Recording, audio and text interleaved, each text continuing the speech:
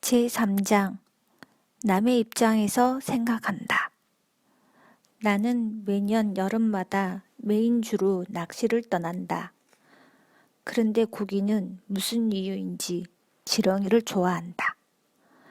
그래서 낚시를 갈 때 나는 내가 좋아하는 것은 밀어놓고 고기가 좋아하는 것을 먼저 생각한다.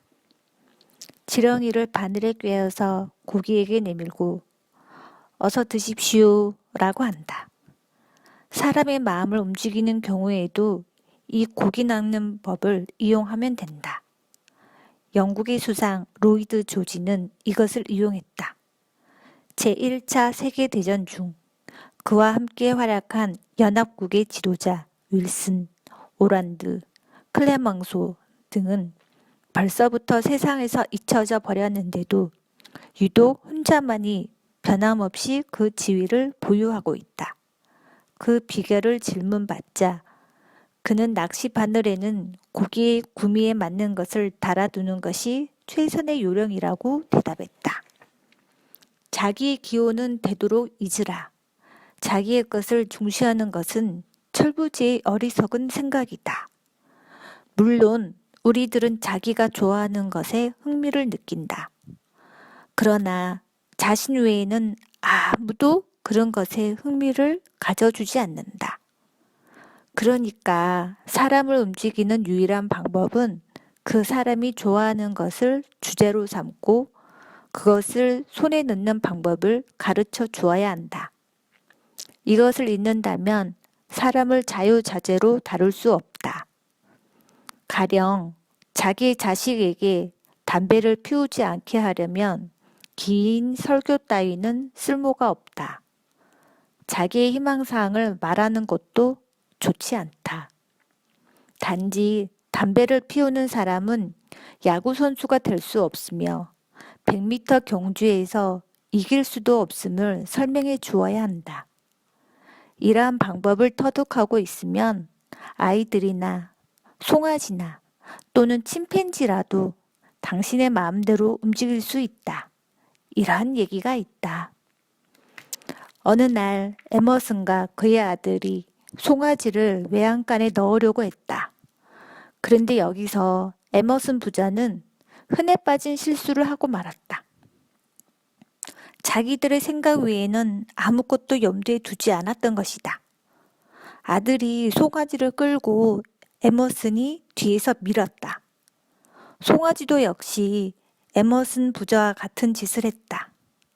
내 발을 버티고 꼼짝하지 않았다.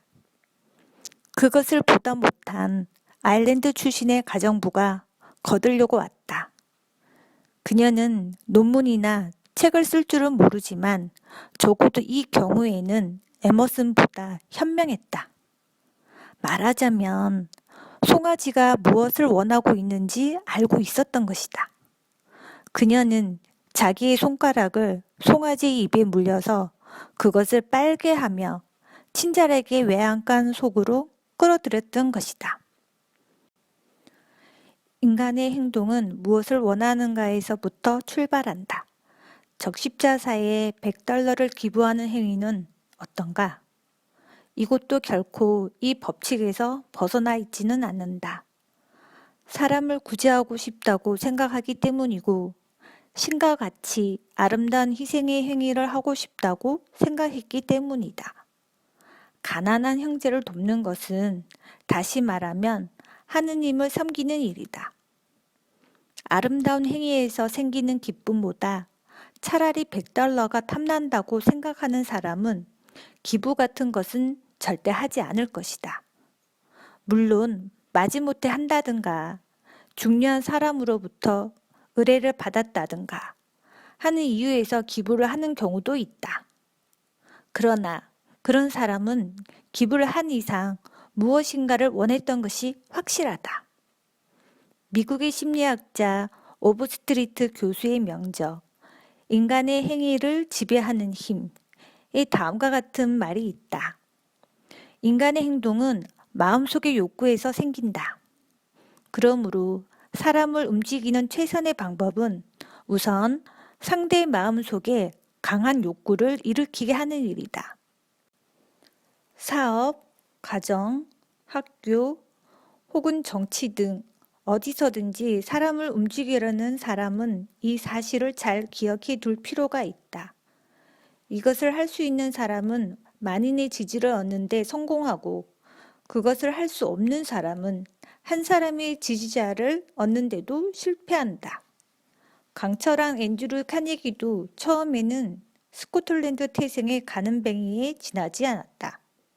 시간당 2센트의 급료를 받고 일하던 그가 나중에는 사회의 각 방면에 3억 6,500만 달러의 기부를 하기에 이르렀다. 그는 젊은 날에 이미 사람을 다루려면 상대가 원하고 있는 일들을 생각하여 이야기해야 한다는 것을 깨닫고 있었다. 그는 4년간의 학력이 전부였으나 사람을 다루는 방법을 알고 있었다.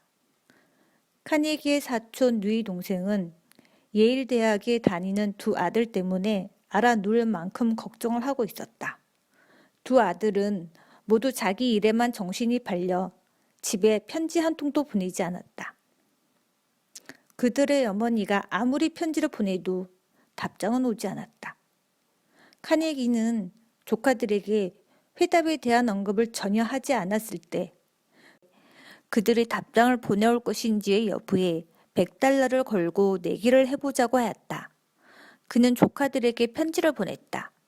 별 용건도 없는 두서없는 글이었다. 다만 편지의 맨 끝에 두 사람에게 5달러씩 보내주마 라고 적었다. 그러나 그 돈은 동봉하지 않았다. 그러자 조카들한테서 감사의 뜻을 전하는 답장이 곧바로 도착하였다. 앤드류 숙부님, 편지 감사해요. 그 다음의 문구는 상상에 맡긴다. 남을 설득시켜서 무엇인가 일을 시키려면 명령하기에 앞서 자신에게 물어볼 필요가 있다. 어떻게 하면 하고자 하는 욕구를 상대에게 불러일으킬 수 있는가? 이렇게 하면 남에게 불필요한 연설을 들려주지 않아도 된다. 나는 강습회를 열기 위해 뉴욕의 어느 호텔의 큰 홀을 계절이 바뀔 때마다 20일간 밤에만 빌리고 있었다. 강습회가 시작될 무렵인 어느 날, 사용료를 3배 가까이 올린다는 통지를 받았다. 그때는 이미 티켓의 인쇄가 끝나 있었고 또 예매가 한창 진행되고 있었으며 일반인에게 광고도 해버린 뒤였다. 나는 당연히 승인할 생각이 없었다. 그러나 나의 이러한 의사를 호텔로 전해야 별 소용이 없을 것이라고 판단했다. 호텔 측은 오직 호텔 자체의 문제에만 생각하고 있기 때문이다. 그래서 한 이틀쯤 지나 지배인을 만나러 갔다. 통지를 받았을 때는 다소 놀랐습니다. 그러나 당신을 비난할 생각은 없습니다. 만약 내가 당신의 입장이라면 나도 그와 같은 편지를 썼을 것입니다. 지배인의 임무는 가능한 한 호텔의 수익을 올리는 것일 테니까요. 그것을 못하는 지배인은 마땅히 파면되어야 할 것입니다. 그런데 이번의 사용료 인상 문제가 호텔에 어떤 이익과 손해를 초래할지 표를 작성하여 자세히 살펴보지 않겠습니까? 이렇게 말하고는 종이 한가운데 선을 긋고 이익과 손해란을 만들었다. 나는 이익란에 큰 홀이 빈다 라고 써놓고 이야기를 계속했다. 비어있는 홀을 댄스 파티나 집회용으로 자유롭게 빌려줄 수 있으면 이익이 될 것입니다. 이것은 확실히 큰 이익입니다. 우리에게 강습회용으로 빌려주는 곳보다는 훨씬 많은 사용료를 받을 수가 있을 것입니다. 20일간이나 큰 홀을 밤마다 점령당하는 것은 호텔로서는 분명히 큰 손실이 틀림없을 것입니다.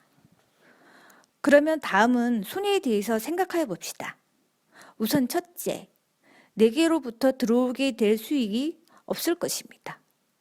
나는 당신이 말하는 사용료를 지불할 수가 없기 때문에 강습회는 다른 장소를 빌리지 않으면 안 되기 때문입니다.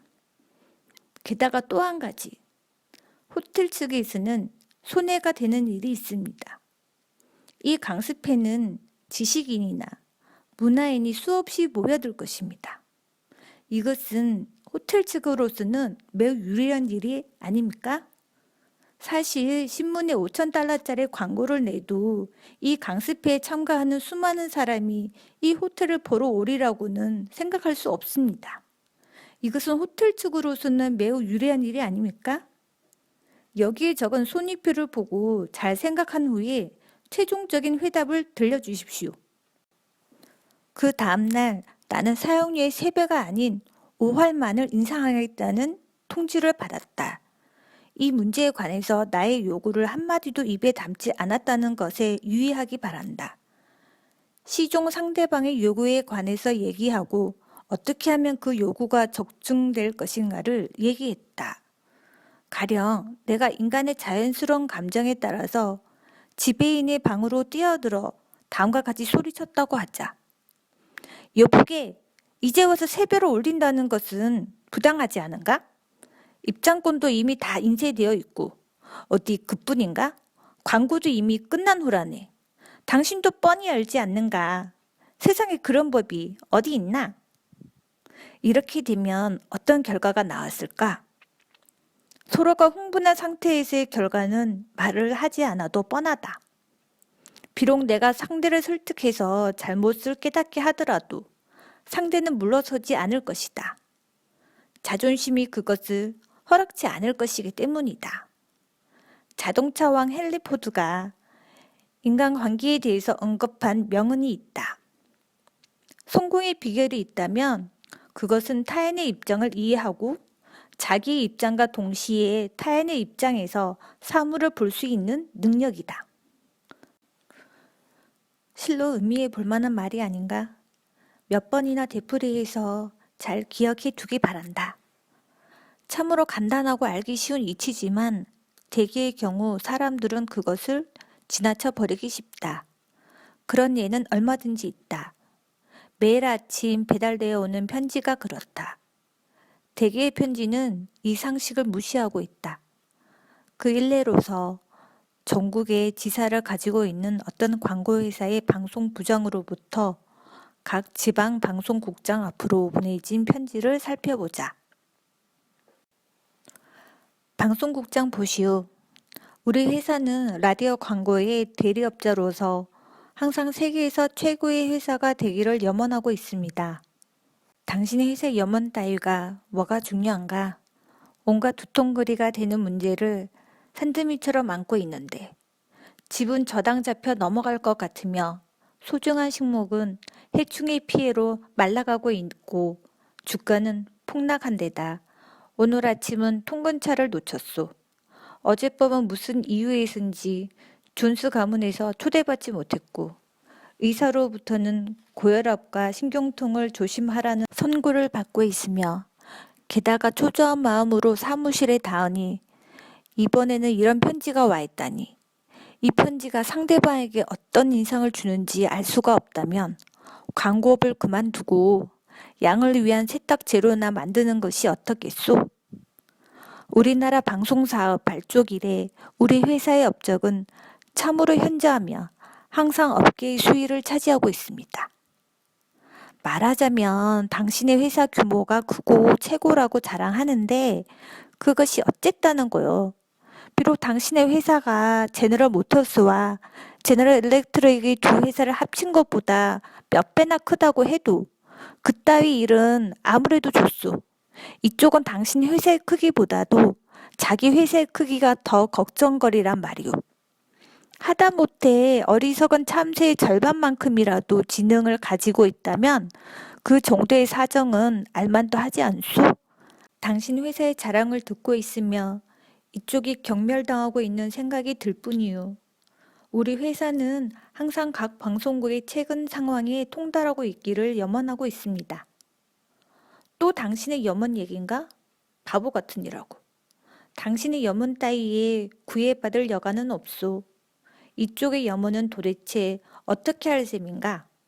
그것에는 이런 방구도 언급이 없으니. 덧붙여 말하고자 하는 것은 귀국의 주간 보고를 듣고자 하며 대리업자에게 있어서 필요하다고 생각되는 사항은 하나도 빠짐없이 알려주시기 바랍니다. 주제가 너무도 분수가 있어야 한다. 제멋대로 나팔을 불어놓고는 높은 곳에 앉아서 보고를 하라니 이 무슨 뚱딴지 같은 소린가? 귀 방송국의 최근 상황에 대해서 조속한 회답을 얻을 수 있으면 서로가 편리하겠습니다. 바보 친구야, 이렇게 소홀한 편지를 보내놓고 조속 회답 달라니 어처구니 없지 않은가? 아마 이런 투의 글을 전국에 뿌렸을 테지? 조속이라니. 이쪽도 당신과 마찬가지로 바쁜데 당신 도대체 무슨 권리가 있어서 잘난 척하고 명령을 하는 것인가? 서로 편리하다니. 편지 마지막에 와서야 겨우 이쪽의 입장을 깨닫게 된 모양인데 이쪽이 어떻게 편리하다는 얘긴가? 난 도대체 모르겠네. 추신. 브랑크빌 저널 신문의 사본을 일부 동봉합니다. 귀국의 방송을 사용할 수가 있다면 좋겠습니다. 추신에서 겨우 서로의 편리라는 뜻을 알 수가 있었네. 왜 서두에 그것을 쓰지 않았는가?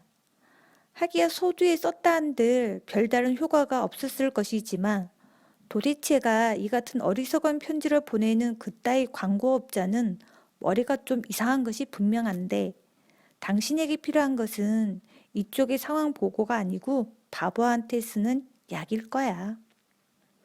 광고를 본업으로 삼고 타인에게 물건을 살 마음을 일으키게 하는 전문가조차도 이러한 편지를 쓰는 판이니 다른 직업을 가진 사람들이 쓰는 편지는 말하지 않아도 짐작할 것이다. 다음에 또 한 통의 편지가 있다. 운송회사의 수송기장이 나의 강습회 수강자 에드워드 바밀란 씨에게 보낸 것이다. 에드워드 바밀란 씨, 당 회사의 상황에 관해서 말씀드리면 취급하는 화물의 대부분이 저녁에 일시에 쇄도하기 때문에 발송 업무에 지장을 초래하여 당 회사의 인부의 시간외 노동, 하정 및 수송의 지연을 가져옵니다. 지난 11월 10일 귀사의 5,107상자에 달하는 대량의 화물이 도착하였으나 그때는 이미 오후 4시 20분이었습니다. 당 회사로서는 이러한 사태에 의하여 생기는 불편을 피하기 위하여 감히 귀사의 협력을 바라는 바입니다. 전기와 같은 대량의 화물은 도착 시간을 빨리 앞당겨 주든지 혹은 오전 중에 그 일부가 도착하도록 해주시기 바랍니다. 위와 같이 배려를 해주신다면 귀사의 트럭이 기다리는 시간도 단축되고 화물도 즉시 발송될 것입니다. 이 편지에 대한 바밀란 씨의 생각은 다음과 같다. 이 편지는 그 의도와는 달리 역효과를 낳게 한다. 서두부터 자기 형편만 얘기하고 있으나 도대체 이쪽에서는 그러한 일에 흥미가 없다. 협력을 구하면서도 그것으로부터 생기는 이쪽의 불편은 무시하고 있다. 겨우 마지막 구절에서 협력을 하면 이쪽을 위해서 이러이러한 이익이 있다고 하지만 요긴한 얘기가 뒤로 밀려나 있기 때문에 협력은커녕 적개심을 일으키게 한다. 이 편지를 내가 고쳐 써보기로 하겠다. 자기의 사정에만 정신을 팔지 말고 자동차왕 포드의 말과 같이 남의 입장을 이해하고 자기의 입장과 동시에 남의 입장에서도 사물을 보면 어떻겠는가? 다음과 같이 고쳐 쓴다면 최상은 못 되겠지만 앞의 것보다는 나을 것이다. 에드워드 바밀만 씨 보십시오.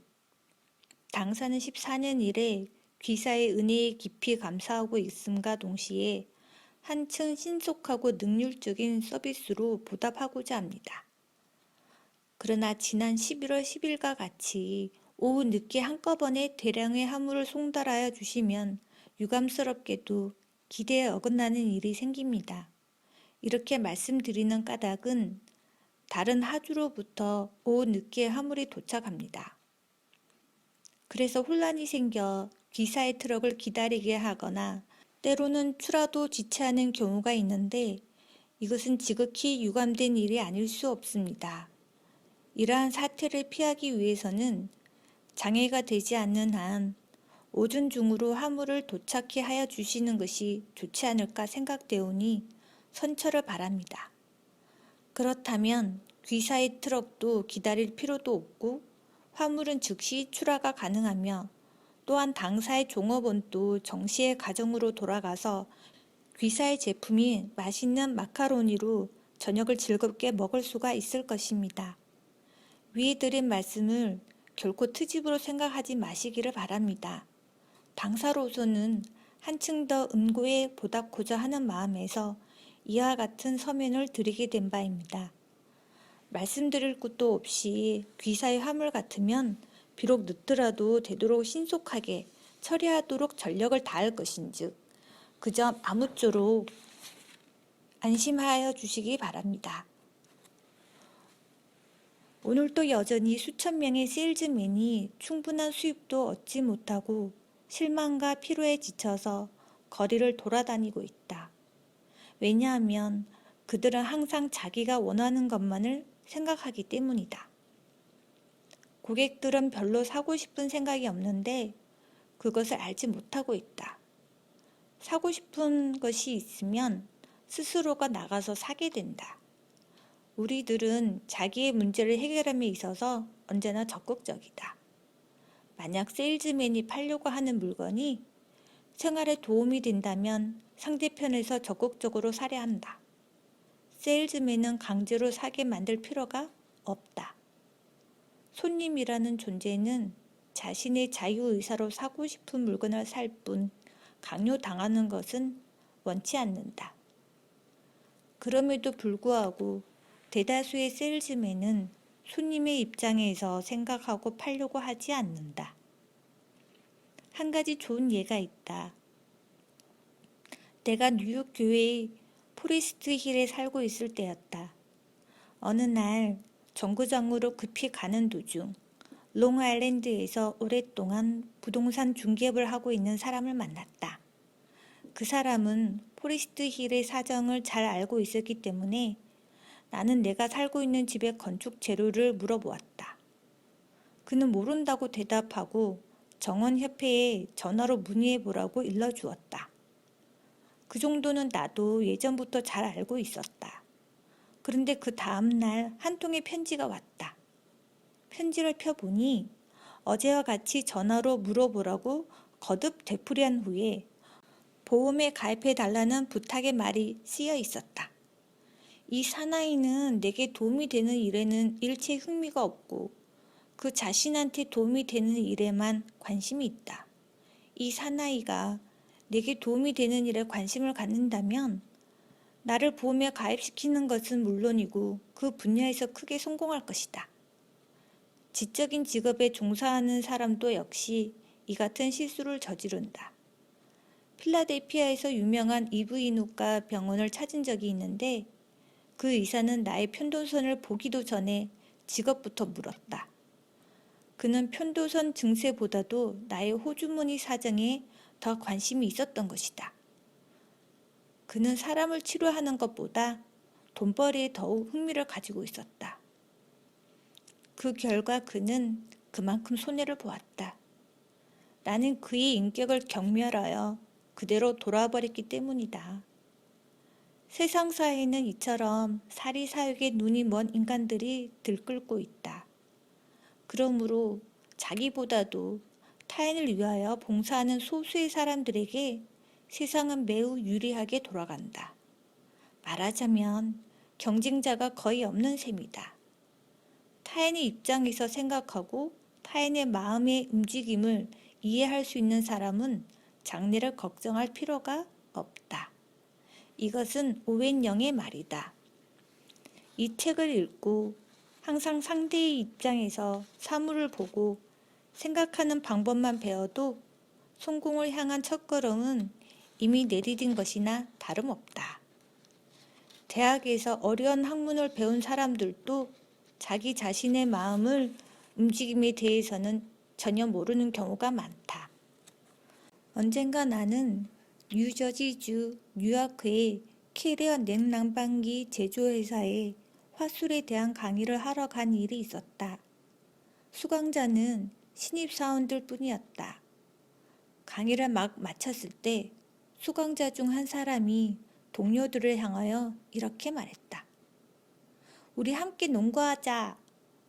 농구가 하고 싶어서 몇 번이나 체육관에 가보았지만 항상 인원이 부족해서 할 수 없이 다음으로 미뤘지. 지난번에는 두세 명밖에 없어서 할 수 없이 볼 던지기를 했는데 볼에 얻어맞아서 혼이 난 일도 있어. 그러니 내일 밤은 꼭 와주기 바래. 그는 상대방이 농구를 하고 싶어 하든 말든 전혀 관심이 없다. 아무도 가고 싶어 하지 않기 때문에 체육관은 비어 있다. 그가 아무리 농구를 하고 싶어도 다른 사람은 그렇지 않다. 그런데 일부러 그곳으로 가서 볼에 얻어맞는 봉변을 당하고 싶은 사람이 어디 있겠는가? 좀 더 달리 표현할 수도 있었을 것이다.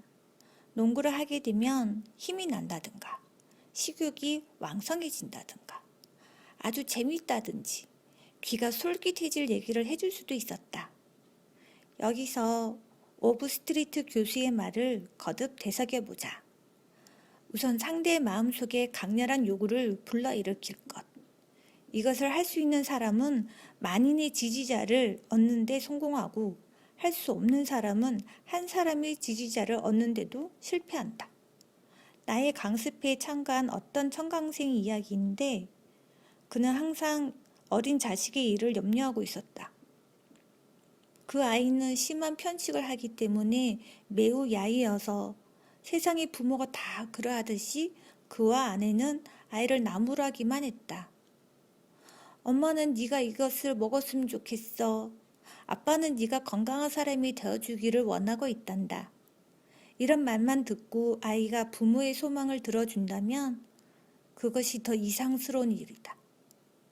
30세인 그의 생각을 3살짜리 아이에게 납득시키는 것은 처음부터 무리라는 것쯤 누구나 잘 알고 있을 것이다. 그럼에도 불구하고 모든 부모는 그렇게 하려 한다. 도대체 이 아이는 무엇을 원하고 있을까? 어떻게 하면 저 아이의 소원과 나의 소원을 일치시킬 수 있을까? 이러한 생각은 결국 해결책을 찾을 수 있다. 그 아이는 세벌 자전거를 가지고 있으며 그것을 타고 집 앞의 아스팔트 위에서 노는 것을 좋아한다. 그런데 이웃에 사는 말썽꾸러기 개구장이가 세벌 자전거를 빼앗아 마치 자기 것인 양 타고 다닌다. 자전거를 빼앗기자 아이는 울음보를 터뜨리고 엄마에게로 달려온다. 엄마는 급히 뛰어나가서 세발 자전거를 도로 찾아온다. 이러한 일이 거의 매일같이 되풀이되었다. 이 아이는 무엇을 원하고 있을까? 셜록 홈즈를 들먹일 필요도 없이 조금만 생각해보면 즉각 알 수가 있다. 그 부분은 아이의 자존심, 노여움, 자기 중요성, 이런 내심의 강렬한 감정을 불러일으켰고 그것이 아이를 움직여서 개구장이 악동에게 언젠가는 안갚음에 주어야겠다는 굳은 결심을 갖게 했다. 엄마가 권하는 것을 먹기만 하면 곧 너도 그 애보다 더 강하게 된단 말이야. 이 한마디로 아이의 편식 문제는 그날로 당장 해소되고 말았다. 아이는 그 악동을 골려주고 싶은 마음에 무엇이든지 먹게 되었다. 편식 문제가 해결되자 그들은 또 다음 문제에 부닥치게 되었다. 이 아이의 또 한 가지 골칫거리는 밤에 오줌을 싸는 버릇이었다. 이 아이는 늘 할머니와 함께 자는데 아침이 되면 할머니가 또 오줌을 쌌구먼 하고 나무라면 아이는 완강하게 부정하며 오줌을 싼 것은 할머니라고 말한다. 그때마다 어르고 달래고 타일러도 전혀 효과가 없다. 그래서 그와 아내는 아이가 밤에 오줌을 싸지 않는 방법을 연구해 보았다. 아이는 무엇을 원하고 있는가? 첫째는 지금 입고 있는 잠옷이 아닌 아빠와 같은 파자마를 입고 싶어 했다. 할머니는 손자의 나쁜 버릇에 전력이 나 있었기 때문에 그것을 고칠 수만 있다면 파자마를 사주어도 좋다고 제의했다. 다음에 아이가 소원하고 있는 것은 자기 전용 침대였다. 이것에도 할머니는 이의가 없었다. 이 애가 무엇인가 사고 싶은 물건이 있대요. 여자 판매원에게 눈짓을 하며 그렇게 말하니 아가씨도 알아차리고 친절하게 다루었다. 어서 오세요. 뭐가 필요하죠? 판매원의 친절에 자기의 중요성을 충족하게 된 아이는 만족스럽게 대답을 했다. 혼자 쓰는 침대를 사고 싶어요. 엄마로부터 눈짓을 받은 판매원의 권유에 따라서 결국 그는 엄마가 사게 하려고 한 침대를 샀다. 다음 날 침대가 집으로 배달되었다. 저녁에 아버지가 돌아오자 아이는 불이 나기에 현관으로 뛰어나갔다. 아빠, 빨리 2층으로 가서 새로 산 침대를 보아주세요. 그는 침대를 쳐다보면서 아낌없이 칭찬을 해주었다. 이 침대에서는 오줌을 싸지 않겠지? 아버지가 그렇게 말하자 아이는 결코 오줌을 싸지 않겠다고 약속을 하였고 실제로 그 이후에는 오줌을 싸지 않았다. 자존심이 약속을 지키게 한 것이다. 자기의 침대이며 더구나 자기 스스로 골라 사온 침대이다.